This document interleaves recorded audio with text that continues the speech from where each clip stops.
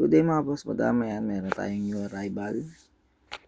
Hyundai Accent mga boss. CBBT 1.4 gas mga boss. Yan, kita nyo naman. Sobrang kinis. Sobrang kintab. Ayos lang naman. Sakto lang naman. Pero presentable naman. Yan ang kagandahan niya. Presentable. Ang issue, kita nyo naman yung hood. Yan, medyo faded.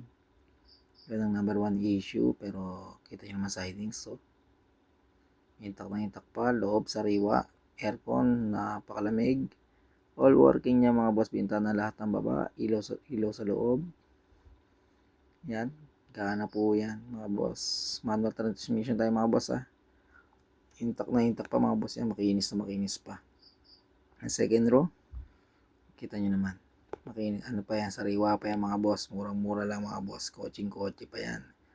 Ayan o, ang body, yan, may kapras mga faded lang pero goods sa goods pa mga boss. Buo mga tail headlight, gal working, makapal pa mga gulong mga boss. Pangilalim, bagong gawa mga boss worth 13K.